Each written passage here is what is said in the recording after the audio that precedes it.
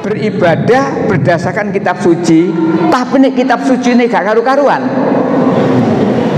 yo gak karu. Alhamdulillah, Al-Quran itu satu-satunya kitab yang dijamin, nah, yang dijamin la raiba, tidak ada keraguan. Satu-satunya kitab yang dijamin pasti benar. Satu-satunya kitab yang dijamin tidak akan ada orang yang bisa merubah isinya. La mubadila li kalimati. Tetapi yang lain di samping kitab suci mereka bukan firman Allah. Kitab suci itu kan ada 3 kategori. 1, firman Allah dan tidak akan mengalami perubahan. Itu nomor 1. Kitab suci firman Allah dan tidak mengalami perubahan. Napa kira-kira niku?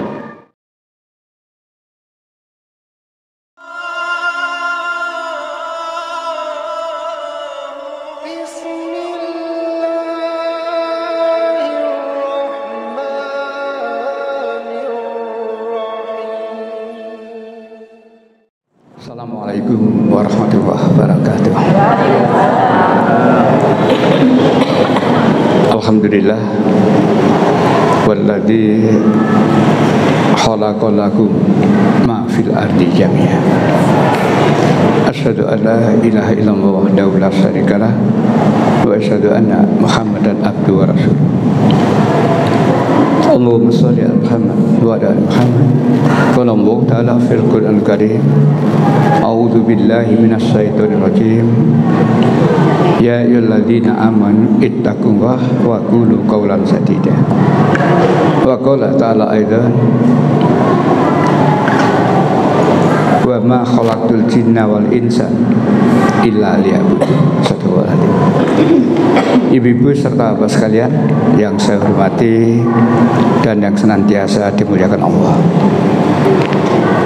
Alhamdulillah, segala puji bagi Allah yang senantiasa memberikan limpahan rahmat pada kita, sehingga pagi hari ini kita masih diberi kemampuan, kemudahan menghadiri majelis thalabul ilmi ini, yang kata Allah melalui Rasulnya, siapa yang menghadiri majelis thalabul ilmi seperti ini, Allah memudahkan jalan untuk menuju surga. Oleh karena itu mari kita istiqomah dan dengan niat semata-mata karena Allah. Salawat dan salam semoga tetap tercurahkan pada junjungan kita Rasulullah Muhammad SAW dan seluruh pengikut-pengikutnya hingga akhir zaman nanti. Kita awali kajian pagi hari ini dengan baca basmalah. Bismillahirrahmanirrahim. Ya Bapak yang saya hormati, temanya sudah dibaca semua ya. Sudah di-share oleh Pak Santoso ya. Beribadah berdasarkan kitab suci dan mencontoh Rasul beda dengan apa? Beda dengan yang lain. Artinya yang tidak ada dasarnya kitab, yang tidak mencontoh Rasul. Begini Bu Bapak, agama ini kan banyak lagi ya. Agama itu banyak, tidak hanya Islam saja, macam-macamnya banyak dengan nama-namanya itu ya.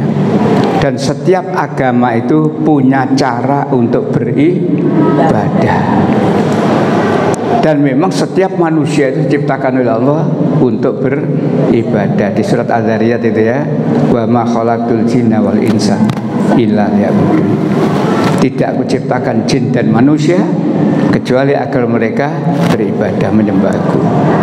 Nah, pada kenyataannya dengan berbagai macam agama yang ada dan tentu bermacam-macam ibadah yang dilakukan oleh pemeluk-pemeluk agama itulah, maka kita harus betul-betul mempelajari mana ibadah yang memang bersumber dari Allah dan mana ibadah yang tidak bersumber dari Allah.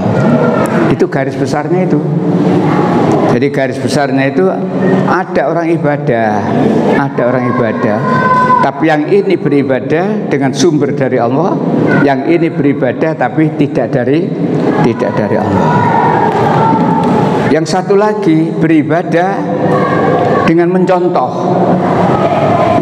Mencontoh siapa? Rasulullah Muhammad SAW. Tapi ada juga beribadah yang tanpa contoh, sakarepe dewe, saksirku. Alhamdulillah. Baik, Ibu Bapak yang saya hormati, yang dirahmati Allah, beribadah dengan dalil Al-Quran dan juga dengan hadis itu jelas kita. Jadi orang Islam itu wajib mutlak beribadah dengan dalil Al-Quran. Tidak boleh sakarpe dewi. Makanya kita wajib belajar itu kan supaya kita tahu, supaya ketika kita melakukan sesuatu itu jelas. Saya melakukan ini loh dalilnya. Saya melakukan ini loh dalilnya. Nah, itu ya. Contoh saja satu ayat yang sering kita bahas sudah 1736.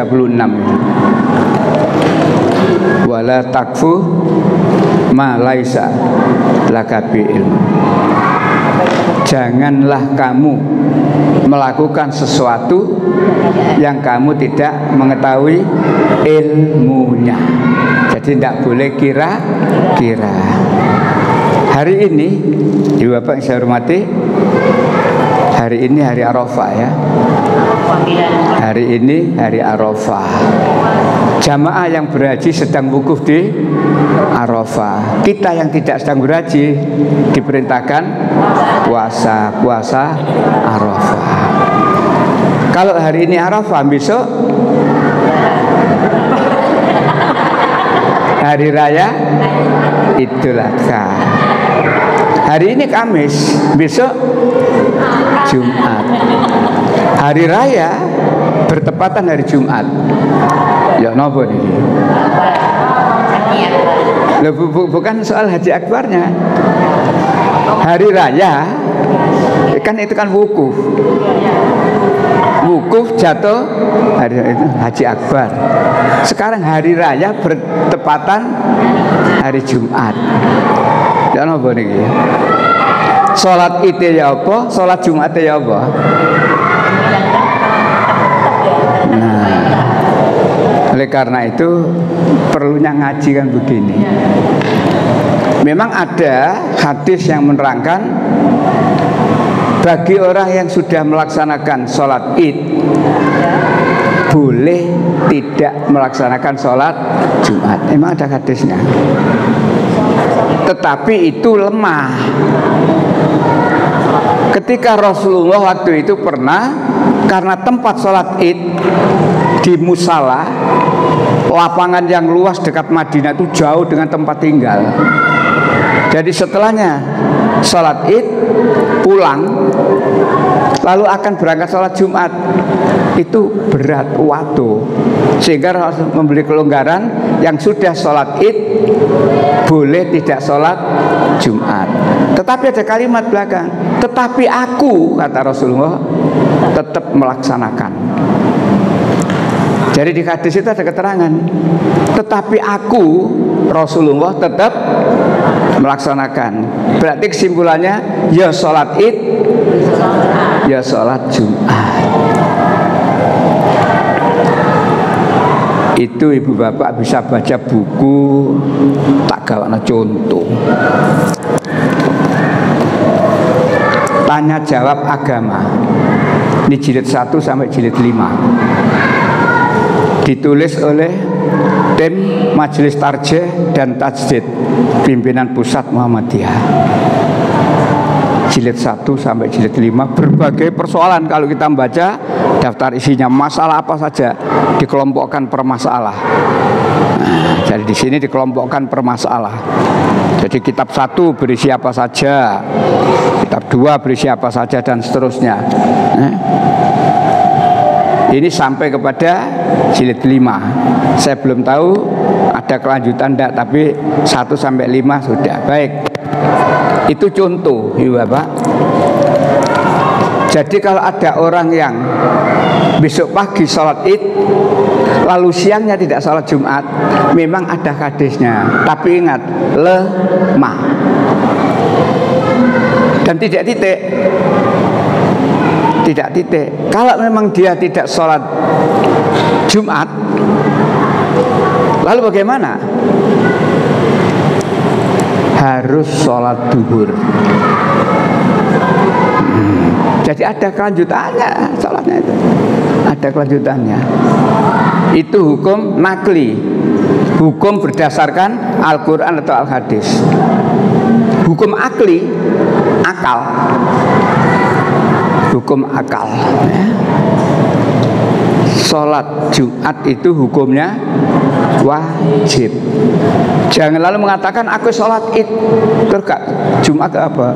Id itu sunnah. Sholat hari raya itu sunnah, walaupun muakkad tetap sunnah. Jangan mengalahkan yang wajib dengan yang sunnah. Nah, baik, itu contoh ya, bahwa kita umat Islam itu, istilah saya enak. Umat Islam itu enak. Nek ibadah gak bingung. Dalilnya jelas, caranya juga jelas. Nah, tinggal kita. Dalilnya jelas, asal mau belajar. Ini gak belajar, moco dewe dak gelem, diundang ngaji gak gelem, teko, ya wis, tolah toleh. Moco dewe emoh, diundang ngaji, ya emoh, wis. Tapi kalau kita sergap baca, kalau ada kajian-kajian, selama bisa datang-datang insya Allah, kita banyak tahu isi tentang Al-Quran. Itulah nikmatnya orang Islam kalau beribadah. Dalilnya jelas. Nah, di samping dalilnya jelas, contohnya juga jelas. Andai kata kita tidak diberi contoh oleh Rasulullah, ya apa wadin ibadah? Tiap orang sakar dhewe. Tapi karena ada contoh dari Rasulullah, nah jangan kamu buat aturan sendiri. Contohnya sholat, Rasulullah memberi aturan, sholu kama ra'aitu muni sholli. Sholatlah kamu sebagaimana kamu melihat aku sholat. Jadi Rasul berkata, sholatlah kamu sebagaimana kamu melihat aku, Rasul sholat. Jadi kita umat Islam itu nek sholat kudu niru Rasul, ittiba, mencontoh, mengikuti. Mengapa niru Rasul? Kok enggak niru Pak Kiai? Kan gitu. Saya enggak menangi Rasul, Pak. Rasul itu wafat sekian abad yang lalu, Pak. Saya lahir tahun, ya memang enggak menangi. Siapa sih menangi? Tetapi perbuatan Rasulullah, ucapan-ucapan Rasulullah itu dibukukan dalam sebuah kitab namanya hadis. Dari kitab-kitab itulah kita tahu. Misalkan sholat, kita membaca buku sifat-sifat sholat Rasul. Di situ kita tahu, oh Rasul sholat ngene, oh ngene, dan seterusnya. Contohnya sekarang waktunya haji. Mudah-mudahan saudara-saudara kita yang sudah berhaji sejak dulu hingga hari ini, mudah-mudahan semuanya menjadi haji yang mabrur. Dan bagi mereka yang akan beribadah haji tahun depan dan tahun seterusnya, juga mudah-mudahan nantinya dijadikan haji yang mabrur. Tidak ada seorang haji yang tidak ingin mabrur. Semuanya ingin mabrur. Semuanya ingin mabrur, ya. Baik, Ibu, Bapak yang saya hormati, mulai kemarin tanggal 8 Zulhijjah. Sekarang kan 9 Zulhijjah, ya. Kemarin tanggal 8 Zulhijjah. Jenengan eling-eling sing wis tau rono. Ketika tanggal 8 Zulhijjah itu jamaah haji meninggalkan Mekah.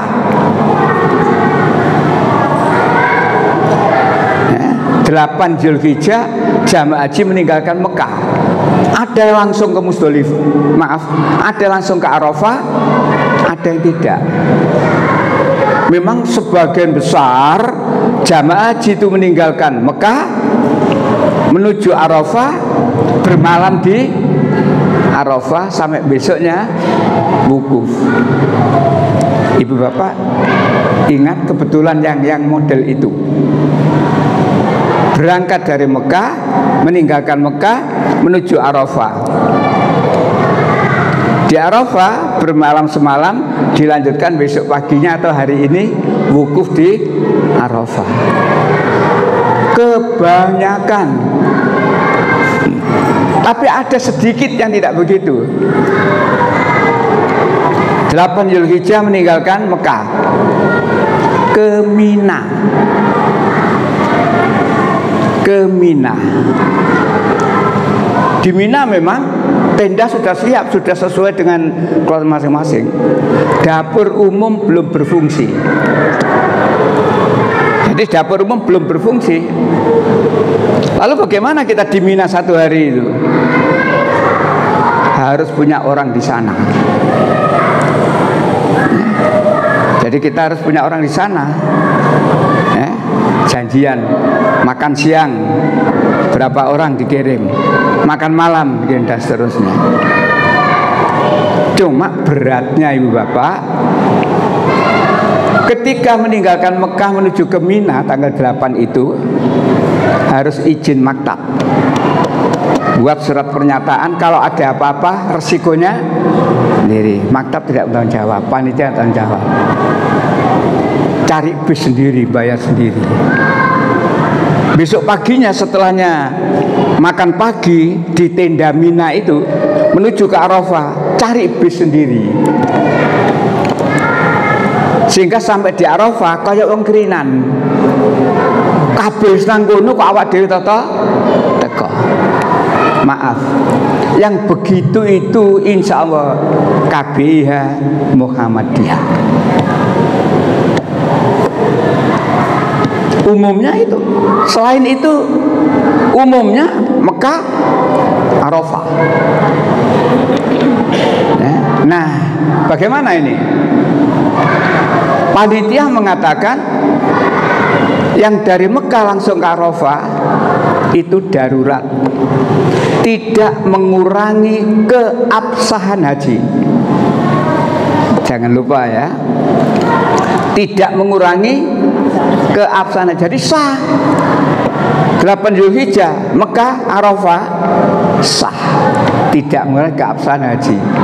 Tetapi barang siapa yang tanggal 8 Zulhijjah itu ke Mina dulu, itu yang sesuai dengan Rasul. Itulah contoh yang gampang ya. Dulu itu yang perjalanan yang menuju yang 8 Zulhijjah. Katakanlah sekarang wukuf di Arafah sampai nanti matahari terbenam. Waktu wukuf selesai tuh, ya. Maka jamaah ada yang sholat di Arafah karena memang sudah masuk waktu maghrib. Setelah itu baru kemudian menuju ke Musdalifah. Ada yang begitu, tapi ada yang tidak begitu. Bagaimana? Menuju ke Musdalifah. Di Musdalifah sholat maghrib dan isya jamak.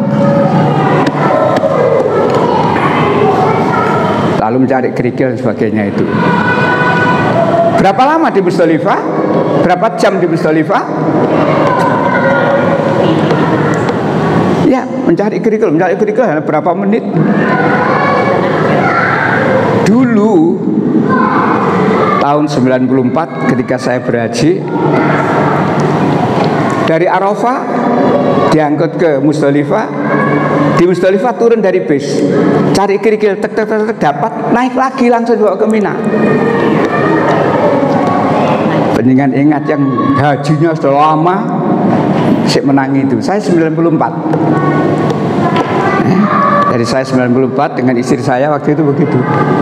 Turun dari bis, cari kerikil, tek, sudah semuanya suruh naik lagi berangkat ke Mina. Mina yang tempat lempar jumroh, bukan Mina yang tadi. Nah, dulu. Sekarang enggak. Sekarang enggak. Pak Yusuf tempo hari masuk ke Musdalifah. Iya. Ditunggu bis apa ditinggal? Sampai tengah malam. Ditinggal. Istilah sekarang tarodudi. Dari Arafah di-drop di Musdalifah, ditinggal. Nanti pada waktunya dijemput. Malah maaf, tahun 2005 saya bimbing haji Muhammadiyah. Dan itu hadisnya memang semalam suntuk. Sampai selesai sholat subuh di Musdalifah baru ke Mina. Kecuali yang kurang sehat. Yang kurang sehat bisa kontak ketua rombongan. Ketua rombongan kontak panitia. Nanti diambil kendaraan. Tapi yang sehat biasa tunggu. Dan itu tidak banyak. Rasulullah bagaimana? Ya umaniku Rasul. Saya ingat ketika mendirikan KBIH Muhammadiyah, rapatnya dulu begitu teman-teman. Kalau sekiranya KBIH Muhammadiyah ini tidak mengikuti Rasulullah, gak usah KBIH. Daripada membimbing tapi tidak sesuai dengan taruhannya begitu dulu Pak. Kebetulan waktu itu ya ngapunten, saya menjadi wakil ketua Muhammadiyah daerah Surabaya.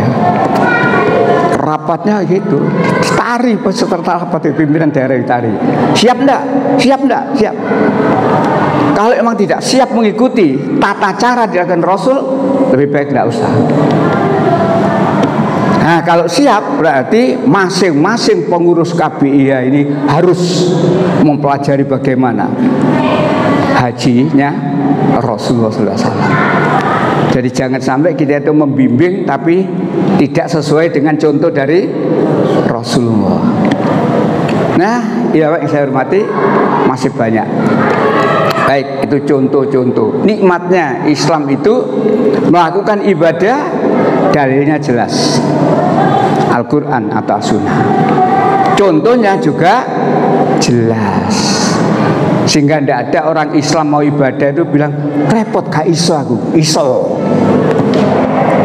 Asal mau belajar iso. Angel Pak, gampang. Semuni angel kula awak dhewe. Semuni gampang sapa? Allah yang muni gampang. Yuridullahu bikumul yusra wala yuridu bikumul usra. Allah menghendaki kemudahan bagimu dan Allah tidak menghendaki kesulitan. Jadi Allah yang menyatakan. Allah menghendaki kemudahan bagimu dan Allah tidak menghendaki kesulitan. Sehingga sulit itu apa? Awak dhewe gak belajar. Maka pada ibu bapak, barangkali mendingan kesana lagi kapan-kapan, atau bagi yang belum sama sekali, sebelum mengikuti, sebelum melaksanakan, tolong dikaji dulu betul-betul. Katakanlah kalau kita mau pada haji atau umrah, biasanya ada kegiatan namanya manasik. Manasik nunggu nopo? Manasik, mempelajari lah ilmu tentang itu.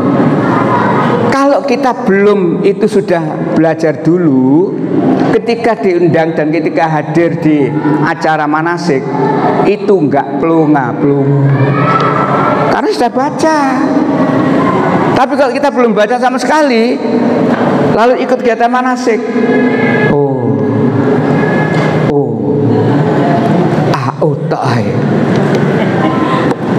dan kalau ada keterangan yang barangkali salah, gak roh dewe. Tapi kalau kita sudah belajar, ada keterangan yang berbeda dengan kita pahami, bisa tanya, Ustaz, tanya Ustaz, saya baca di kitab ini begini. Bisa. Itu loh enaknya kalau sebelumnya sudah belajar. Karena kalau belum belajar sama sekali, tidak belajar sama sekali, pembimbing hanya berkata, ikuti saya, tirukan saya, menutup. Labaik Allahumma labaik, muni kabeh. Teman saya suatu ketika membimbing praktek jamaah haji, praktek calon jamaah haji di asrama haji Surabaya. Ya biasa dalam keterangan, ibu bapak ikuti saya ya, ikuti saya ya. Suatu ketika sa'i dari sofa ke Marwah, pembimbingnya di depan, nah, jamaahnya di belakang. Kata pembimbing, ikuti saya, tirukan saya. Setelahnya jalan, kecekluk. Ini hak yang saya katakan, bukan saya bukan banyol, enggak. Ini temenanan. Kecekluk. Yang belakang, akhirnya si teman saya ini bangun lalu ngomong, ibu bapak tadi mestinya tidak ngikut saya. Loh katanya iya. Yang dibuat ngikuti itu yang terkait dengan gerakan-gerakan ibadah. Saya tadi kecekluk. Nah itu contoh. Dan ini hak ya, yang saya sampaikan itu hak, bukan kok ngarang atau banyol, enggak, temenanan itu ya. Baik, kembali kepada ibadah dengan dalil Al-Quran, dengan dalil kitab suci. Agama lain ibadah juga punya dalil, punya dalil. Ada yang berdalil kitab suci, ada yang kitab sucinya bukan dari Allah. Maka kalau kita beribadah dengan dalil Al-Quran, jelas, karena yakin Al-Quran ini adalah firman Allah, tidak ada keraguan. La raiba fihi, tidak ada keraguan di dalamnya. Apapun yang diceritakan, yang difirmankan oleh Allah, ya, pasti benar. Ada orang beribadah ya, berdasarkan kitab suci, tapi malah dilaknat oleh Allah. Loh, kok aneh Pak? Gak terima dilaknat, diancam akan dibunuh oleh Allah, dihukum mati. Loh kok aneh? Ya,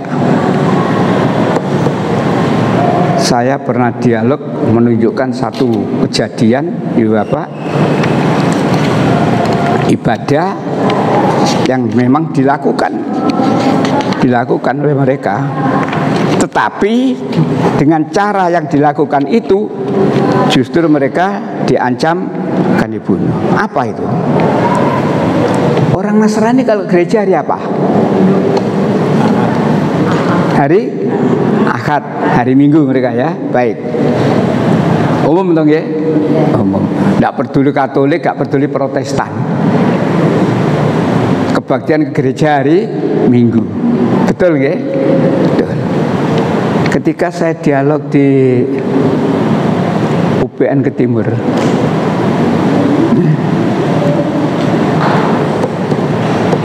murid ngaji yang dari sini Bu Hutman dulu. Bu Hutman cerita, Bu Hutman itu punya keluarganya itu Islam, lalu diganggu oleh seorang keluarganya di Kertajaya Nasrani, diganggu dalam akidah. Lalu keluarga ini cerita Bu Hutman, lalu Bu Hutman cerita, oh ini urusannya Pak Fadil. Saya dikontak, Ustaz,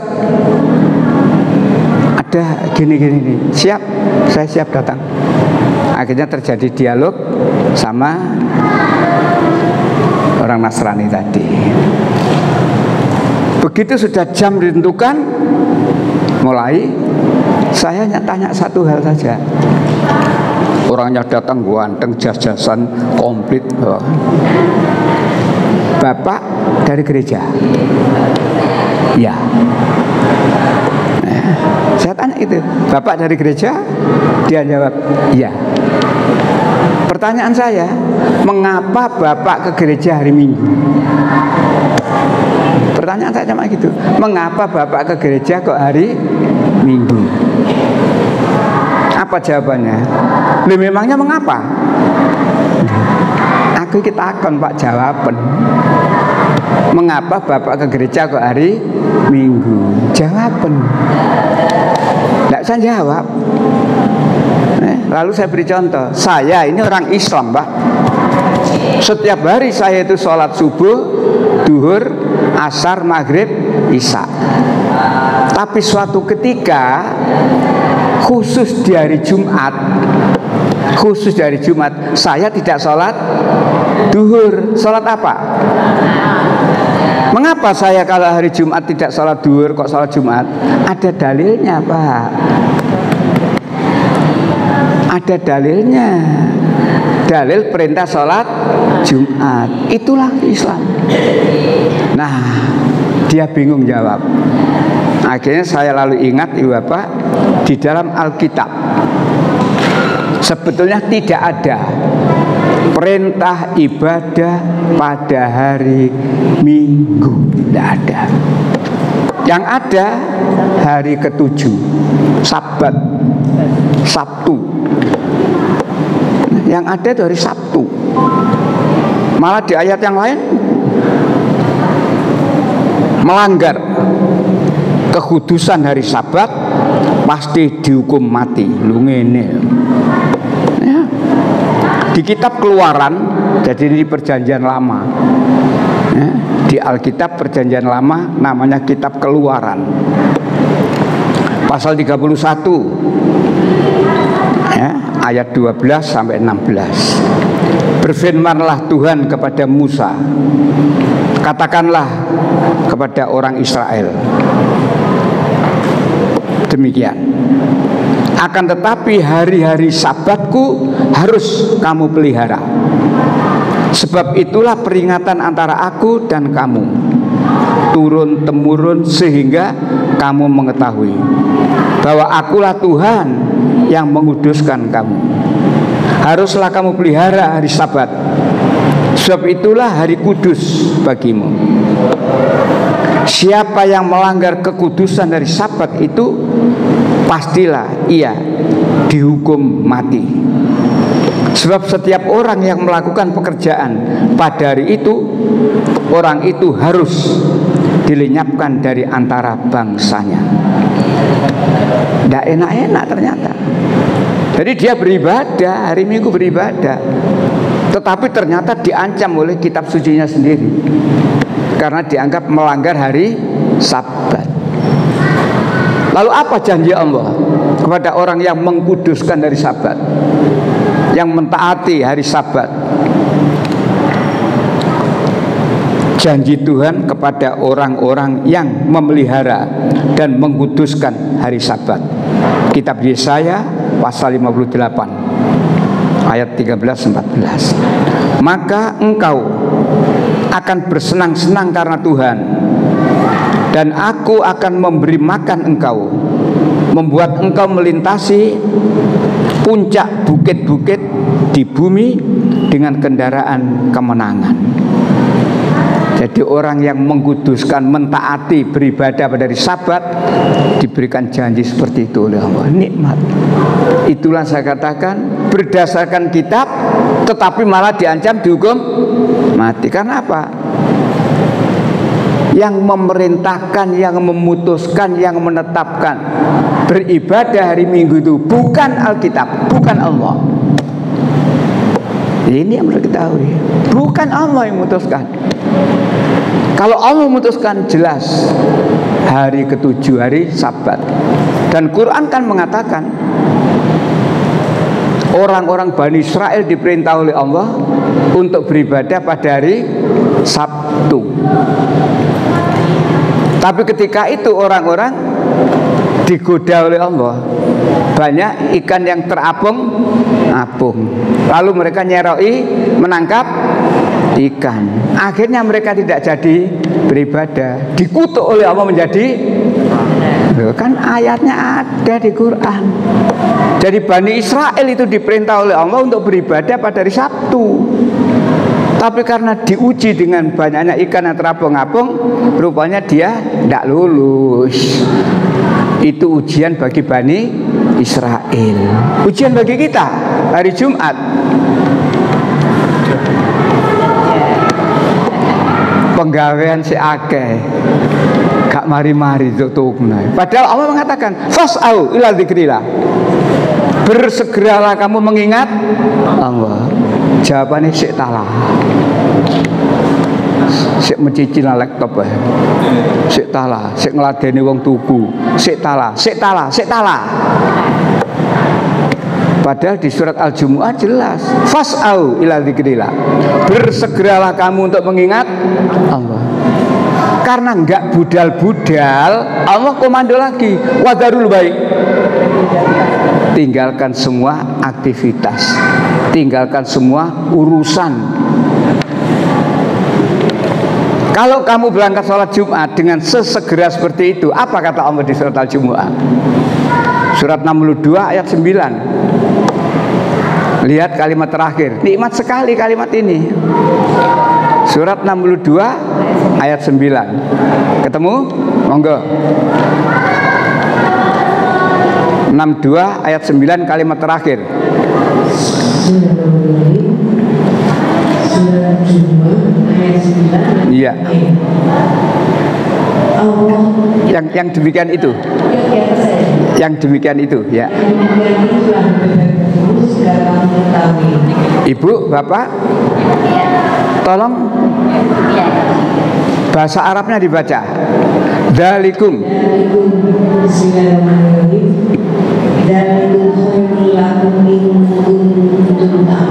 Itulah kalimatnya. Dzalikum khairul lakum in kuntum ta'lamun. Ayat ini saya temukan di beberapa ayat, Ibu, Bapak. Jadi ketika saya baca lagi kok ketemu, tak delek mana tak tulis. Persis bunyinya, terjemahnya juga persis. Dzalikum khairul lakum in kuntum ta'lamun. Dzalikum, yang demikian itu. 3 ayat yang saya temui sama, tapi persoalannya beda. Yang satu ini tadi ya. Yang satu surat 61 ayat 10 dan 11 ya. Ya, 61 surat As-Saff. Ayat 11 persisnya. Dimulai dari 10 itu. Ya ayyuhalladzina amanu. Ya. Surat 61 ayat 11. Tu'minuna billahi.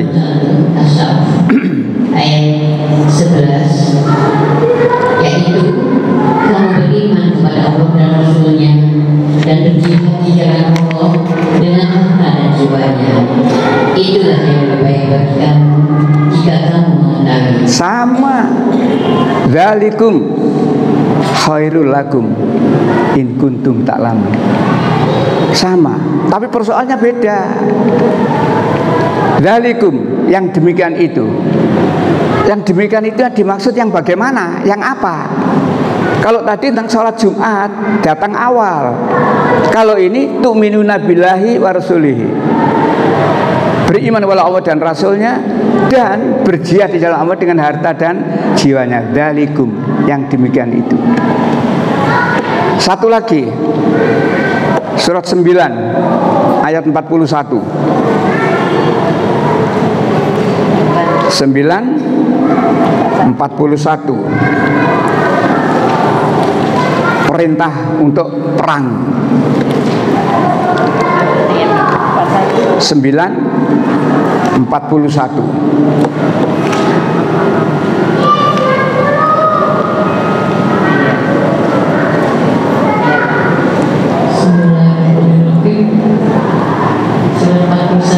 Surat 9. Ya. Janganlah kamu baik dalam keadaan merasa ringan ataupun merasa berat, dan berjihadlah kepada harta dan dirimu jalan Allah. Yang demikianlah adalah lebih baik bagimu jika kamu mengetahui. Sama. Dzalikum khairul lakum in kuntum. Yang demikian itu, ini urusan berangkat perang. Artinya disuruh oleh Allah untuk menegakkan agama, berangkat, baik dengan berat maupun dengan ringan. Yang demikian itu. Yang enggak termasuk demikian, sih enggak budal, disuruh berangkat tapi gak gelem berangkat, gak termasuk yang demikian. Sama dengan sholat Jumat, sing telat gak termasuk dzalikum. Nah, mungkin ada lagi di tempat lain saya kelewatan, tapi ada satu lagi itu, cuma penutupnya berbeda. Dzalikum khairul lakum in kuntum mu'minin. Kalau itu in kuntum ta'lamun. 785 barangkali. Ya. Penutupnya sama tapi kalimat terakhir beda. Ya. Nah. 785 agak panjang, tengah-tengah saja ya, tengah-tengah saja ya. Sesungguhnya telah datang kepadamu bukti yang nyata dari Tuhanmu. Sebab itu sempurnakanlah takaran dan timbangan, dan janganlah kamu kurangi hak manusia. Janganlah kamu berbuat kerusakan di muka bumi sesudah baiknya. Nah, kalimat terakhir, dzalikum khairul lakum in kuntum mu'minin. Yang demikian itu lebih baik bagimu jika kamu betul-betul orang yang beriman. Jadi kalau membaca pas menemui lagi peninggan cari, iya aku mau moco dia deleki ketemu dikumpulkan kecuali sing wis ngumpul. Contoh wis dikumpul karo Gusti Allah sampai 31 kali ngumpul itu. Surat apa Bu? Surat Ar-Rahman. Ngumpul sampai 31 kali. Fabi ayyi ala'i rabbikuma tukadziban. Dan nikmat Tuhanmu yang mana yang kamu dustakan. Jadi intinya manusia ini banyak mendustakan nikmat dari Allah. Ditanya, diwelehno karo Allah. Nah, baik, kembali lagi Ibu Bapak yang saya hormati, beribadah dengan berdalil Al-Quran. Enak beribadah dengan berdalil Al-Quran dan dengan contoh dari Rasulullah. Inilah nikmatnya ibadah menurut agama Islam. Jadi kalau selama ini barangkali kita sering kesulitan, ya apa ya tingkatkan belajarnya. Tingkatkan belajarnya. Beda dengan yang lain. Mereka juga beribadah, tapi bukan dari Allah. Misalkan ngelarung niku napa nggih? Itu menurut mereka ibadah loh. Ya, mau makan ke laut. Atau juga di keraton kerbau, atau keris dicuci dengan 7 macam air, 7 dengan air 7 macam bunga. Menurut mereka ibadah. Tapi ingat, ibadah itu tadi bukan dari ini bedanya. Dan itu menurut mereka ibadah. Nek penjenengan kenal dengan Pak Dahlan Iskan, sing tempo hari nggawa patungnya sapa iku? Sang Buddha Gautama. Itu ibadah loh. Tidak sekedar berbudaya, tidak sekedar kebudayaan, ibadah. Melaku. Ya. Makanya ayo istiqomah di dalam keimanan kita. Ayo istiqomah dalam ketauhidan kita. Sekali mereset neraka. Ngapunten, kurang ngopo Pak Dahlan Iskan itu. Koyok ngono piye. Tapi begitulah Makanya Allah selalu mengingatkan kepada kita, wala tattabi'u khutuwatis syaitan. Jangan kamu ikuti bisikan setan. Apa? Innahu lakum adumu bin. Sungguhnya setan itu musuhmu yang nyata. Sekali awak dhewe mengikuti bisikan setan, itulah ibu bapak, Allah itu ngiman kita. Quran itu menyelamatkan kita di dunia sampai di akhirat. Maka banyak peringatan-peringatan dari Allah supaya manusia ini bahagia, selamat dunia sampai akhirat. Ada juga Allah yang mengatakan kita, ada orang ini ngomong soal dunia, jadi ada orang nek ngomong soal dunia, sing ngrungokno sampe ndelomong. Saking hebate sing ngomong. Tetapi sebenarnya ini orang nggak genah. Sing ngomong nggak genah sebenarnya. Maka terhadap orang seperti ini, atau contohnya ayat tadi surat 2 204, ini buktinya. Ada orang ngomong tapi wongnya gak genah aja nih. Surat 2 204. Di antara manusia. Ya, itu monggo. Silakan.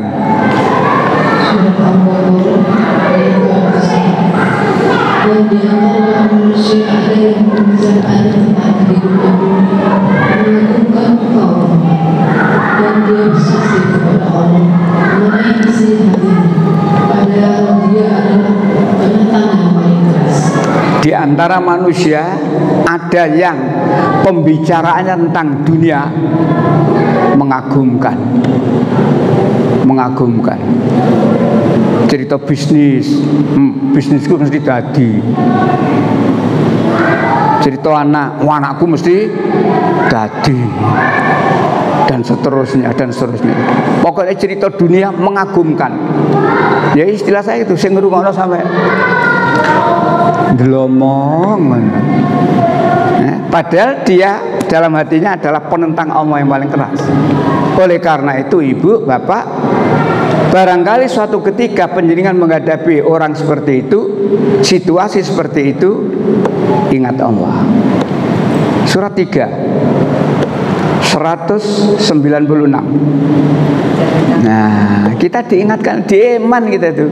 Surat 3 196. Pokoknya ini urip nggatekno Quran selamat.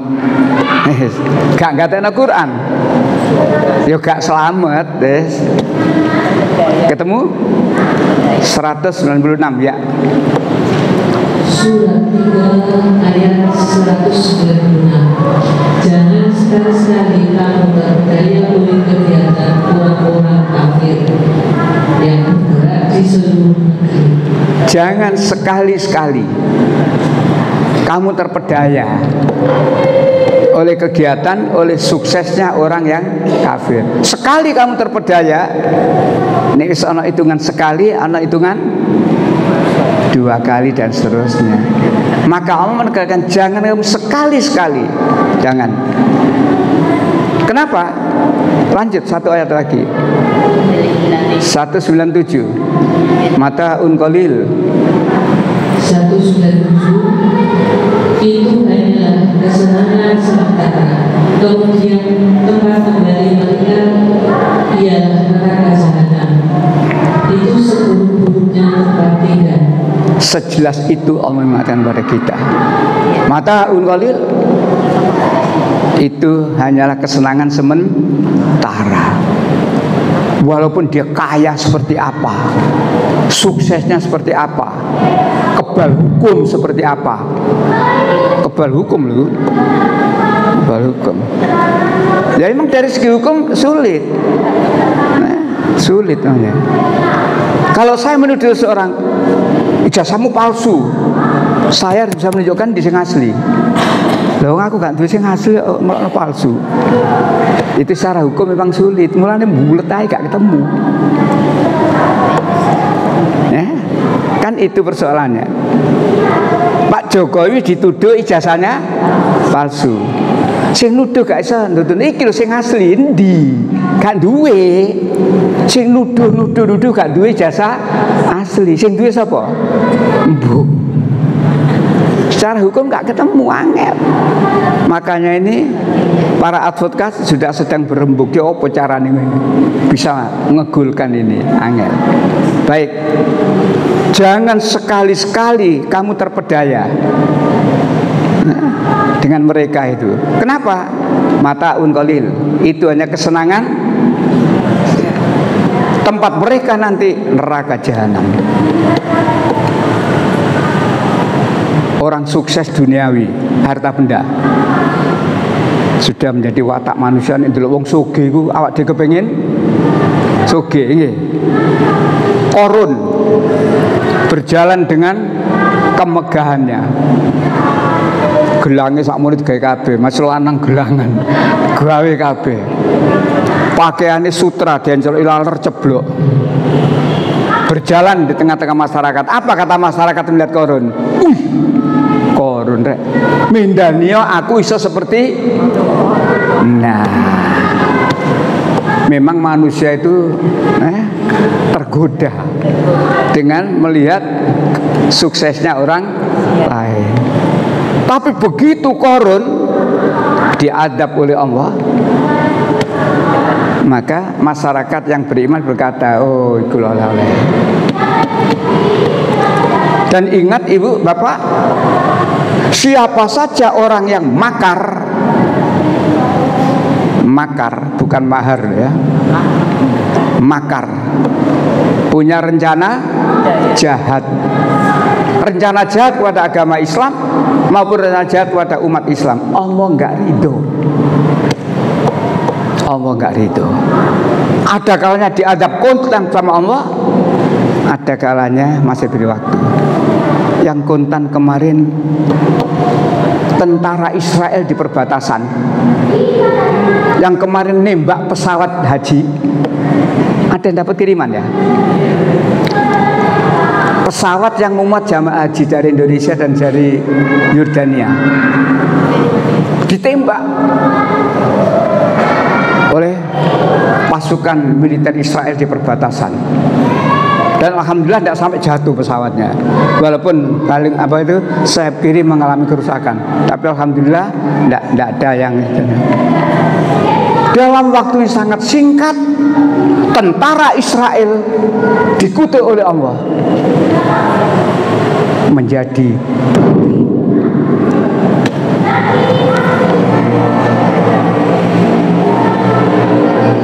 ini bukan hoak.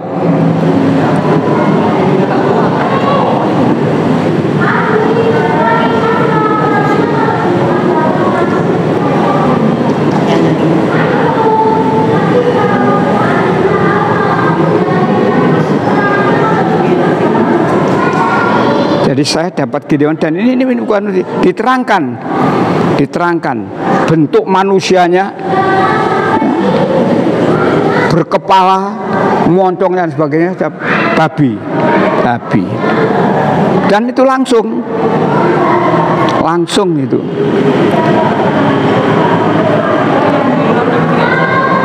Gimana? Ya, di Yaman ya. Dan banyak kejadian sebelum itu.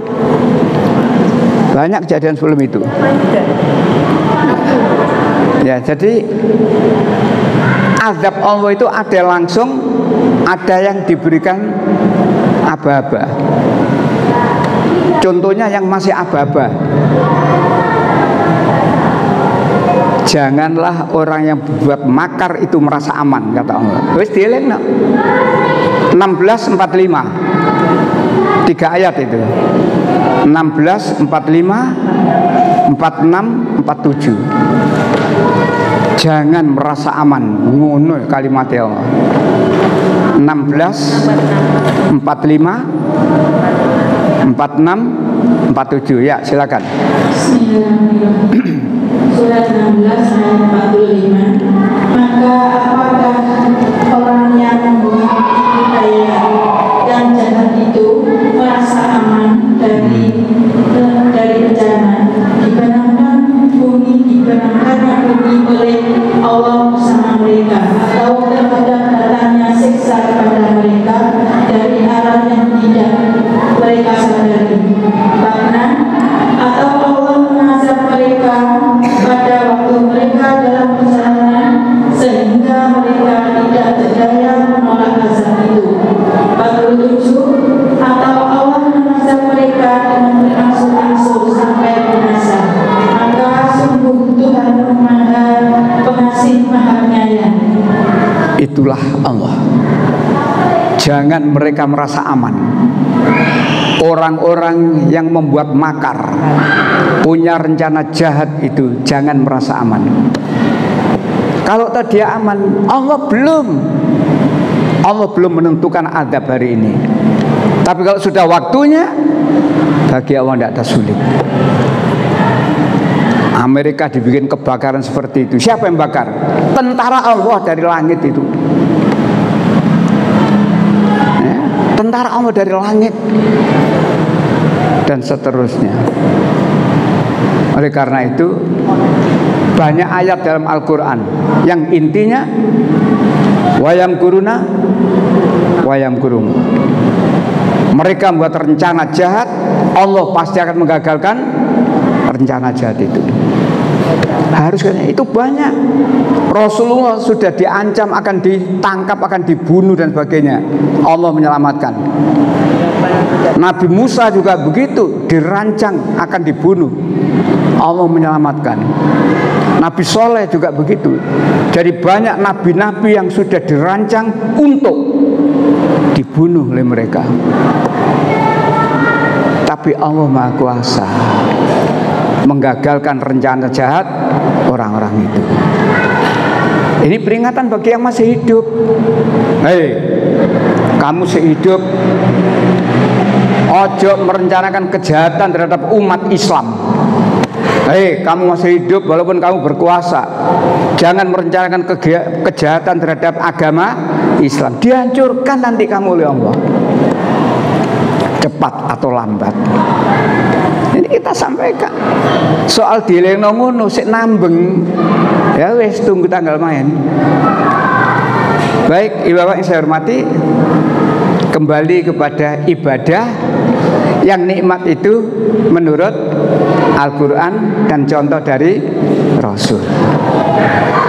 Walaupun itu menurut kitab suci, berdasar kitab suci, tapi sudah dirubah-rubah, gak nikmat.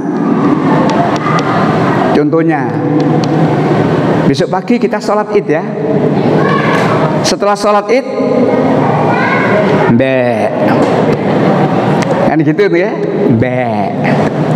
Nah, ini ada di kitab suci mereka, ada. Kurban itu ada di Taurat, di Injil ada. Tapi sekedar kisah, tidak ada perintah berkorban. Kalau kita jelas wanhar dan berkorbanlah. Siapa yang dikorbankan? Ada contoh. Nabiullah Ibrahim alaihissalam yang punya anak ketika usia tuanya itu, satu-satunya bernama Ismail. Itulah anak yang kemudian diperintah oleh Allah untuk disembelih. Ibu, menggok sedikit Bapak. Satu ayat ini tidak hanya urusan kurban. Satu ayat ini tidak hanya urusan kurban, tapi ayat ini mampu untuk mengatur negara dengan baik. Nah, tak enggak norono. Jadi Quran itu enggak soal kurban to, haji to, enggak. Satu ayat ini mampu mengatur negara dengan baik. Surat 37 ayat 102. Surat 37 ayat 102. Kalau mulainya 100 itu ya. Ya. Dimulai dari Robi Habi Minas Solihin. Terus 102. Ya.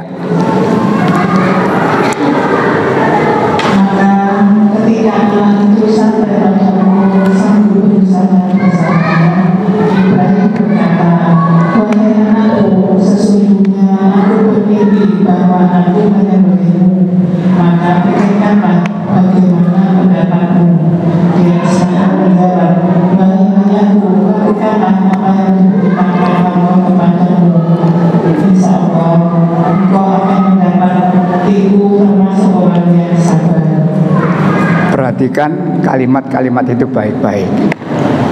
Ketika anak itu sudah berumur sanggup membantu orang tua, maka Allah berfirman kepada Ibrahim, "Nak, semalam bapak mimpi." Maksud mimpi itu bukan mimpi seperti kita ngomong-ngomong terus dalune, enggak, itu jenenge impen-impenan itu.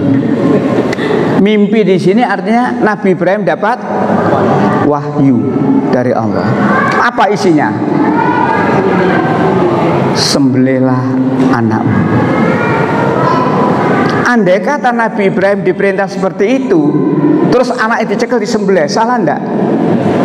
Enggak salah perintah Allah. Tapi Ibrahim tidak ngono. Ini yang sama itu, andai kata penguasa negeri itu niru Ibrahim, luar biasa. Apa yang dilakukan Ibrahim?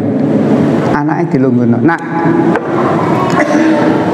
semalam bapak mimpi, artinya semalam bapak diperintah oleh Allah. Diperintah apa pak?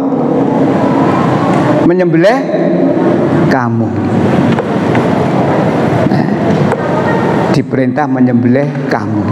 Oleh karena itu, renungkan baik-baik, fikirkan baik-baik bagaimana pendapatmu. Andai kata penguasa negeri ini ngomong nang rakyat, genal nggih. Ya gak usah penguasa negeri, kita orang tua itu karo anak gelem ngomong ngono. Nak rene nak. Jadi nek ana apa-apa musyawarahkan. Rembukan sing enak antara sing kuwasa karo sing dikuasai. Nek rumah tangga ya orang tua dengan anak. Nak rene nak. Bapak ibu duwe rencana arep ngene-ngene dan seterusnya. Nah, maka saya katakan ayat ini ayat untuk mengatur kehidupan berbangsa. Penggede sebelum menentukan aturan, rakyatnya jak ngomong. Saiki lah enggak, sakarepe Ibrahim tirun Ibrahim. Nah, bapak diperintah oleh Allah untuk menyembelih kamu. Oleh karena itu fikirkan, renungkan baik-baik bagaimana pendapatmu. Jawabannya luar biasa. Mudah-mudahan anak cucu kita, anak turun kita menjawab seperti jawabannya Ismail. Apa jawabannya Ismail? Laksanakan apa yang diperintah oleh Allah. Garis bawah itu. Laksanakan apa yang diperintah oleh Allah. Sekarang ini yang dilaksanakan bukan perintah Allah, perintah atasan. Walaupun perintah atasannya nggak bener, tapi karena itu perintah atasan. Contohnya anak buah Sambo itu loh. Itu contoh. Berapa orang yang kemudian terkena kasus hanya karena nuruti perintahnya Sambo.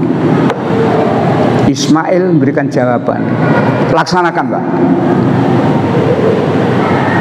Yang itu perintah Allah, laksanakan. Jadi yang menjadi titik itu perintah siapa? Perintah Allah. Laksanakan perintah Allah.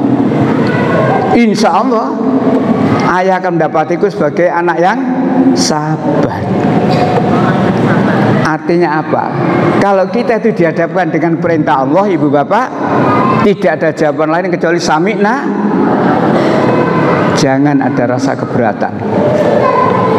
Tidak ada perintah Allah yang sia-sia. Tidak ada.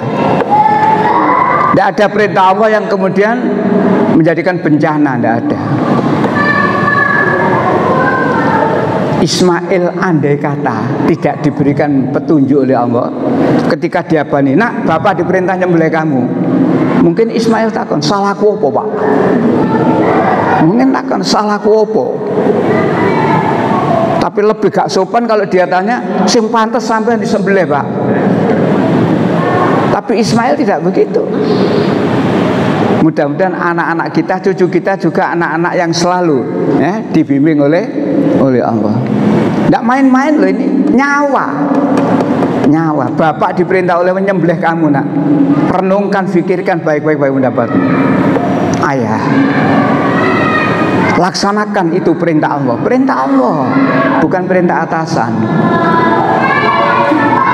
Sekarang ini yang masih banyak dalam kehidupan perintah atasan. Aku nek gak nurut, ya apa Pak?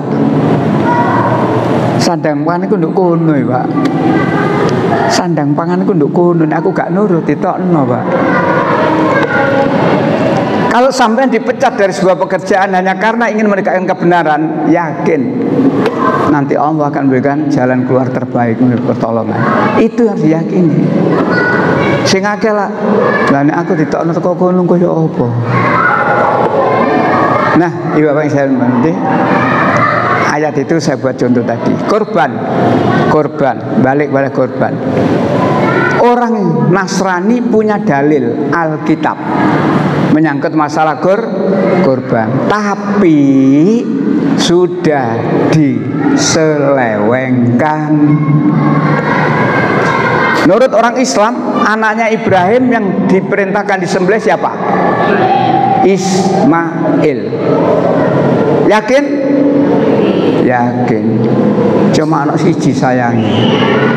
Napa sayangi? Wong Islam akeh sing gak ro dalile ndi. Ismail Pak, lah yo dalile ndi?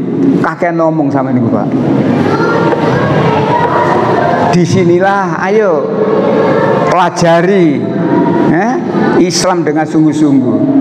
Kalau kita pelajari itu dengan sungguh-sungguh, ke dalam kita mantap, kita yakin kebenaran Al-Quran, dan keluar kita bisa genahno, meluruskan orang yang salah supaya menjadi benar. Orang Nasrani durung tentu ngerti loh. Kalau kisah korban itu salah menurut kitabnya, nah itu perlu digenahno. Memang di Alkitab ada kisah tentang korban, tetapi ada penyelewengan. Ibu Bapak, Nabi Ibrahim pertama punya istri bernama siapa? Sarah. Sudah tua, mandul.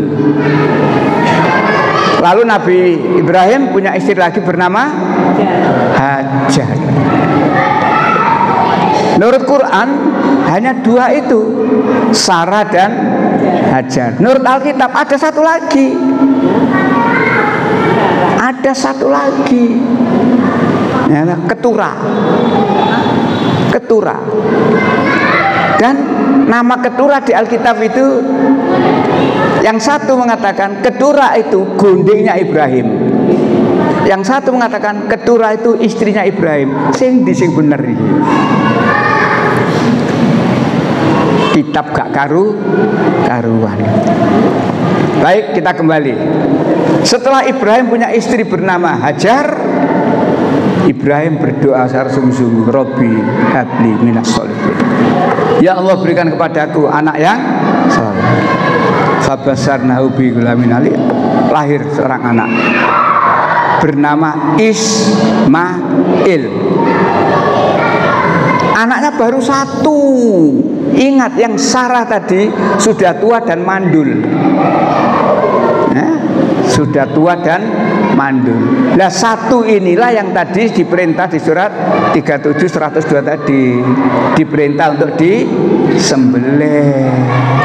Walaupun pada akhirnya Ismail ini diganti oleh Allah dengan sembelihan yang besar. Itu kisahnya. Kurban selesai. Iskak sudah lahir. Kurban selesai, kurban sudah selesai. Iskak sudah lahir? Belum. Ini caranya gitu. Jadi kita genahna awak dhewe supaya mantep, dan juga genahna wong sing salah-salah itu. Kapan lahirnya Iskak? Setelah peristiwa kurban selesai. Jadi waktu kurban anaknya Ibrahim hanya satu, yakni Ismail. Setelah peristiwa kurban, Allah beri kabar gembira. 37 111. 37. Ya. Fabasarnahu bi Ishaq. Kami beri kabar gembira. Ya, silakan. Ya, 112. Ya. 37 112.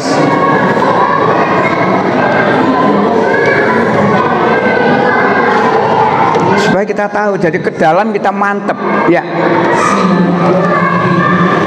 Dan kami berbicara pendidikan dan kelahiran Ishak, seorang nabi yang termasuk orang yang saleh. Ini kabar gembira kepada Nabi Ibrahim setelah peristiwa korban selesai. Jadi ketika korban tadi Ishak belum, ini terangkan pada mereka. Kenapa? Karena di kitab suci mereka setelahnya Ismail lahir, disusul kemudian Ishak lahir. Ini sih nggak genah. Ismail lahir, Ishak lahir, berarti anaknya berapa? 2. Tapi gak genai mana? Ayat mengatakan, ambillah anakmu yang tunggal yang kau kasih. Lawang anak loro kok ambil anakmu yang tunggal. Gak karu-karuan kita perek iku.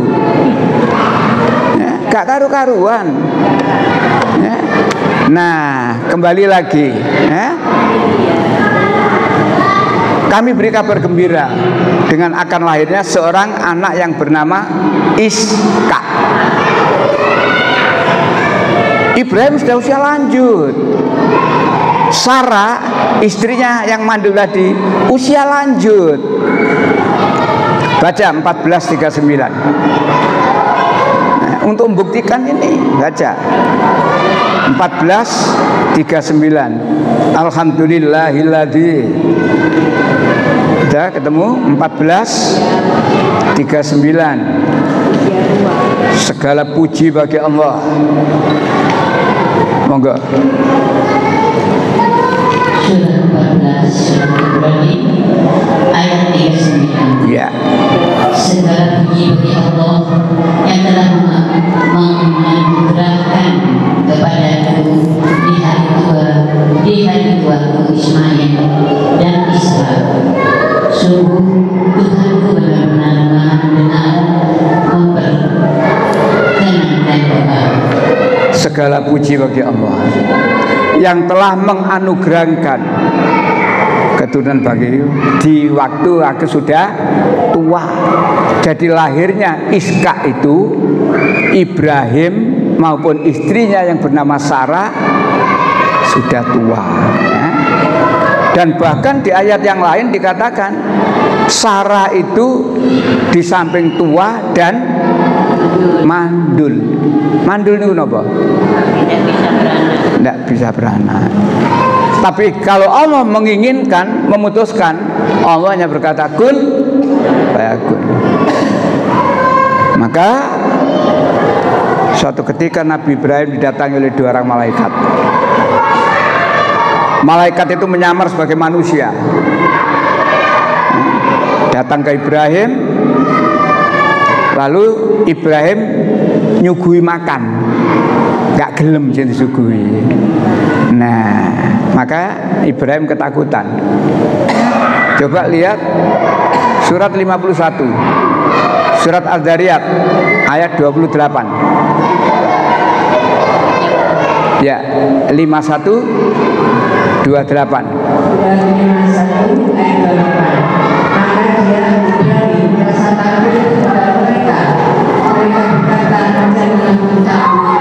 Dan mereka memberi kabar gembira kepadanya dengan seorang anaknya, adiknya Ishak. Ibrahim merasa takut kepada tamunya tadi. Tamunya tadi 2 orang. Sebelahnya itu malaikat menyamar sebagai manusia. Disuguhi, tidak mau makan. Malaikat disuguhi dawet, tidak mau makan. Rasulullah takut, apa itu? Nabi Ibrahim takut. Lalu Allah mengatakan, jangan kamu takut.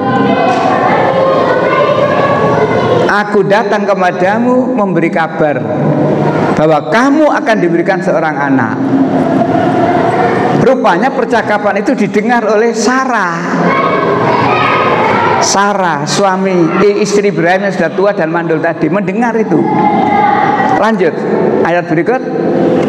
Ayat 29. Kemudian istrinya datang memakai tercengang, lalu menepuk wajahnya seraya berkata, aku ini seorang perempuan tua yang mandul. Aku ini seorang perempuan tua yang mandul. Dia mendengar perkataan tadi. Allah akan memberikan anak. Dia tercengang, memekek ini kenapa? Jerit itu. Ya. Jadi kalau Allah sudah berkehendak, tidak ada yang bisa menghalangi. Dan akhirnya punya anak, betul. Menurut Alkitab, Ismail lahir umur Ibrahim 86 tahun. Ishak lahir umur Ibrahim 100 tahun. Makanya di sini dikatakan segala puji bagi Allah yang telah memberikan keturunan kepadaku di hari tuaku. Jadi Ibrahim umur 100, Ishak baru lahir. Selisih 14 tahun. Nah, beribadah berdasarkan kitab suci, tapi nih kitab suci ini gak karu-karuan. Yo gak karu. Alhamdulillah, Al-Quran itu satu-satunya kitab yang dijamin, yang dijamin la raiba, tidak ada keraguan. Satu-satunya kitab yang dijamin pasti benar.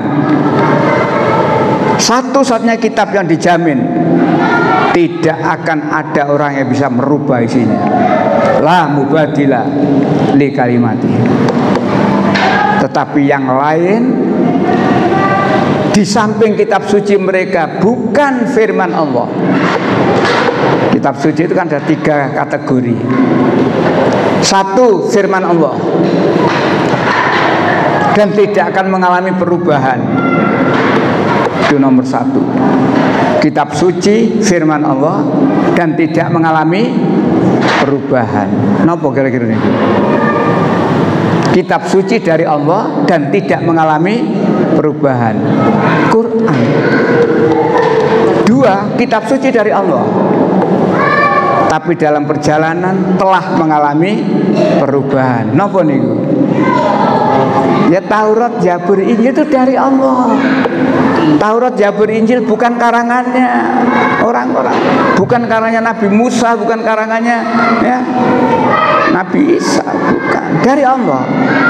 Cuma dalam perjalanan telah mengalami perubahan. Yang ketiga, kitab suci bukan dari Allah, karangannya ndak dhewe. Ya, orang Hindu punya kitab suci dari mana?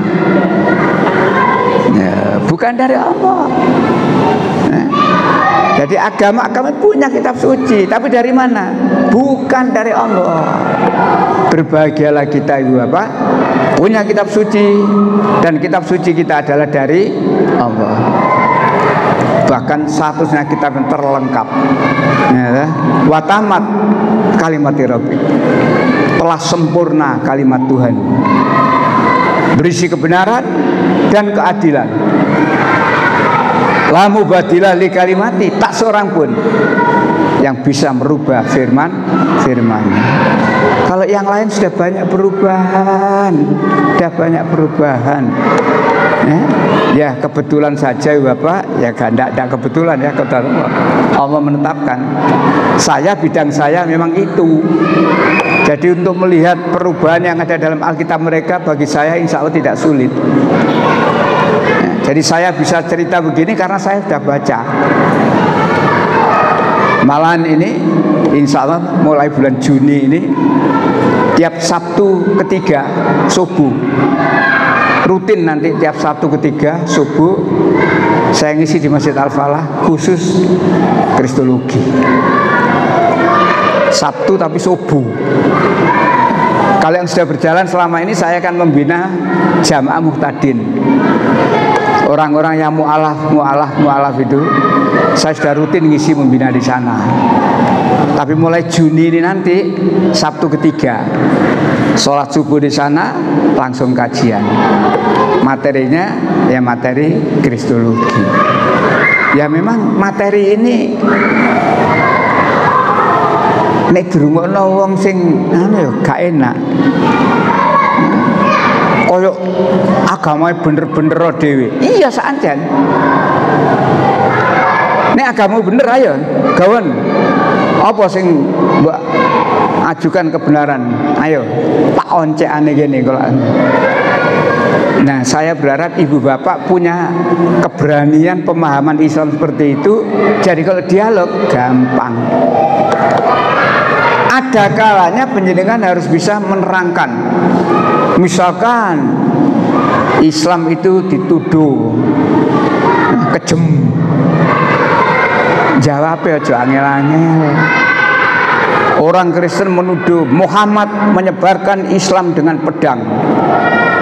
Pernah dengar ya? Ini belum pernah ya gimana? Muhammad menyebarkan Islam dengan pedang. Ngono itu tuduhannya. Itu di buku Toleransi dan Intoleransi Penyebaran Agama, saya baca. Ya apa jawabnya? Muhammad menyebarkan Islam dengan pedang. Ya apa jawabnya? Apa sampean setuju? Iya sancen apa ngono? Jawabnya gampang. Begini saudara, sebenarnya yang bawa pedang itu bukan Muhammad. Dalam Alkitab diterangkan justru yang bawa pedang itu Yesus. Matius pasal 10 ayat 34 sampai 36. Yesus berkata, jangan kau datang, jangan kau mengira aku datang tidak membawa damai di muka bumi. Aku datang ke muka bumi bukan untuk membawa damai, melainkan bawa pedang. Lungu. Siapa yang bawa pedang? Ini Alkitab. Jadi kalau ada orang tanya, bukaan bukumu, wacan dewe. Ini gak ada buku tak kei.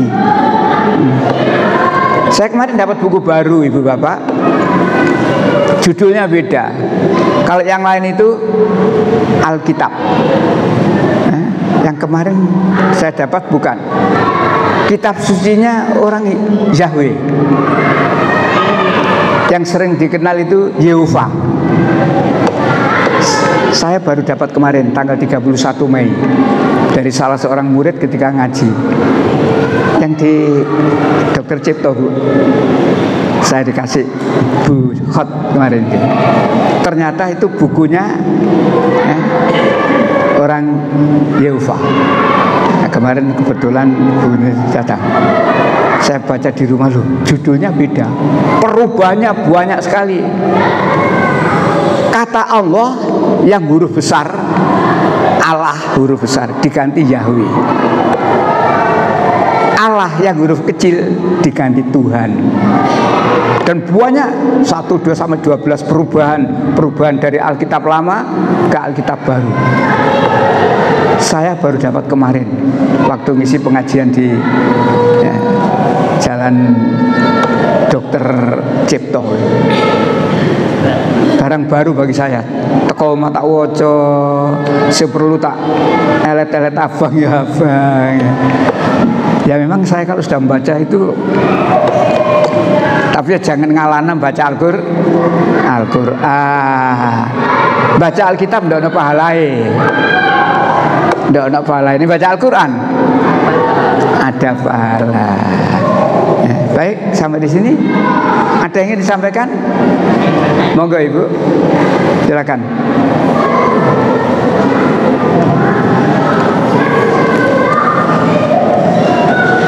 Bismillahirrahmanirrahim.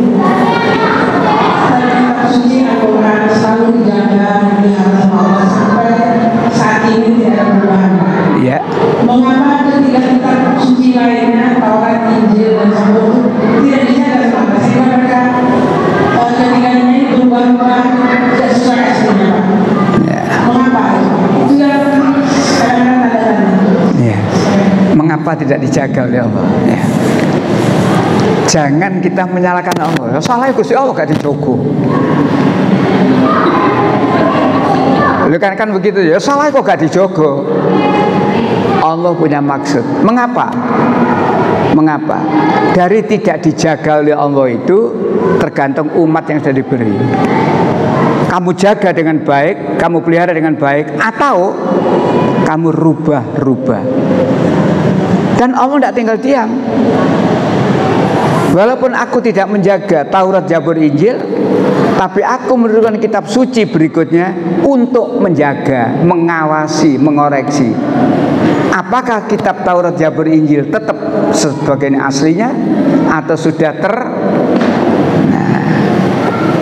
salah satu fungsi Al-Quran yang sering saya terangkan, Al-Quran sebagai pengawas, Al-Quran sebagai alat koreksi.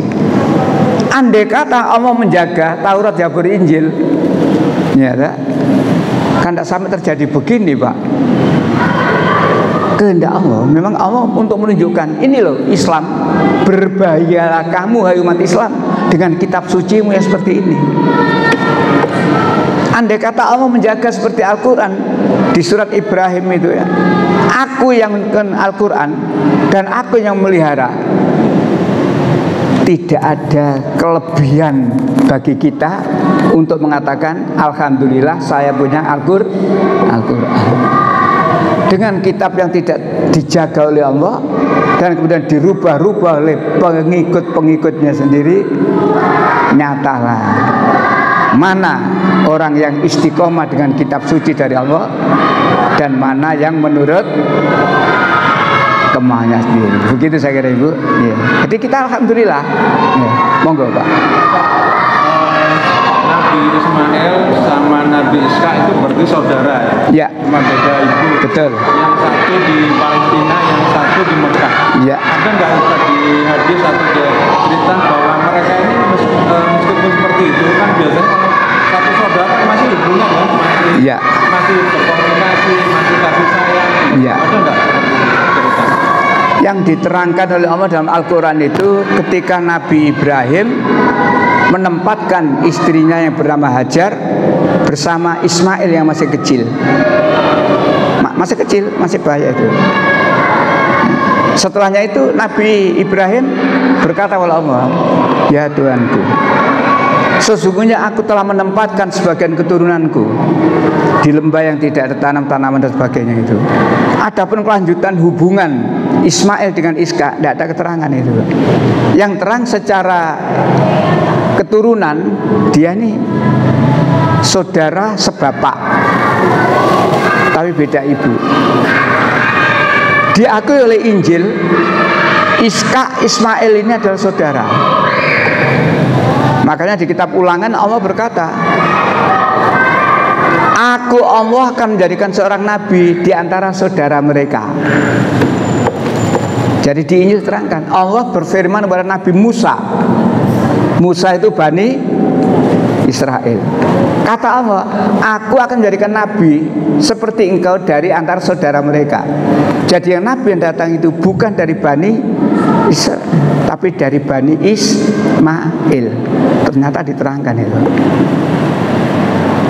Adapun hubungannya bagaimana, saya belum pernah membaca di hadis, karena memang tempatnya berbeda. Tapi ada informasi yang sangat tidak benar dalam Alkitab. Hajar itu diantar oleh Ibrahim, ditempatkan di tempat itu atas perintah Allah. Tapi kalau menurut Injil, Ibrahim disuruh oleh Sarah. Disuruh apa? Usir hamba sayamu itu. Jadi Hajar itu bersama anak yang masih bayi diusir oleh Ibrahim menurut Alkitab. Bandingkan itu. Bandingkan. Kalau Quran enggak, diantar. Bahkan sebelum dipamiti, Hajar bertanya, wahai Kekanda, engkau tinggalkan aku di sini atas kehendakmu atau atas kehendak Allah? Ibrahim menjawab, atas kehendak Allah. Beres. Andai kata dia hanya menggunakan pikiran macam-macam, kok tega sampai ninggal aku untuk gini?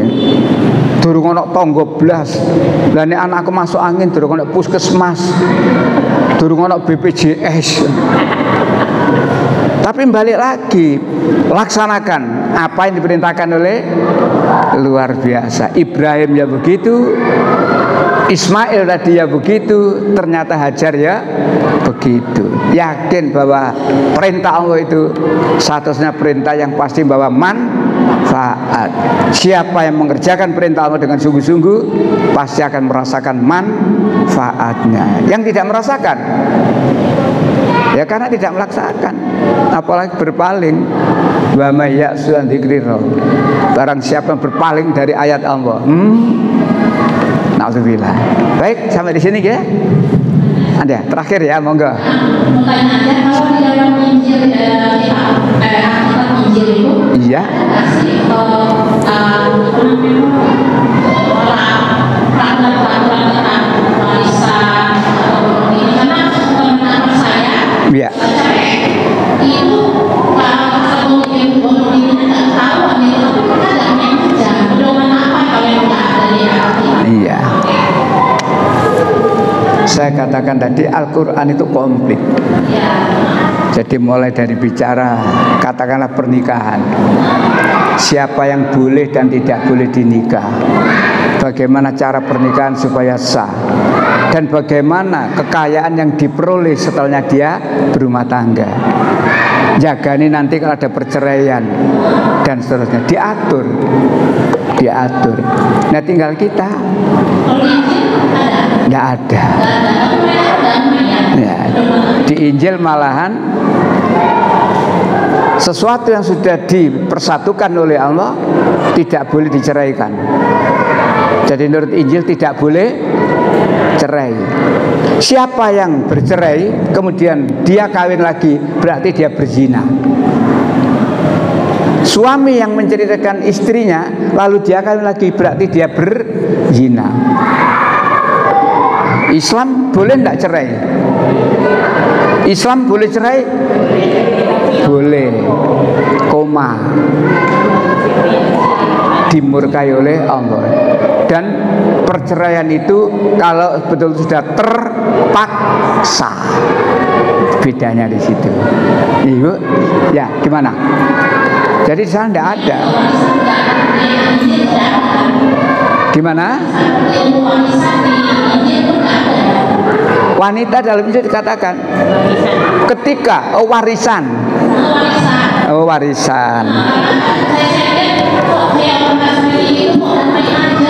Iya, ya mereka hanya kesepakatan saja. Yang sepakat, saya nggak sepakat ya gegeran. Yang sepakat ya sudah sepakat, saya nggak sepakat gegeran. Kalau Islam bagaimana? Ada aturan baku. Sampai di sini ya. Terima kasih. Semoga kita bisa merasakan nikmatnya beribadah dengan dalil Al-Quran dan contoh dari Rasulullah. Kita akhiri dengan ucapan hamdalah. Alhamdulillahirabbil alamin. Subhanakallahumma wa bihamdika asyhadu an la ilaha illa anta astaghfiruka wa atubu ilaik. Assalamualaikum warahmatullahi wabarakatuh.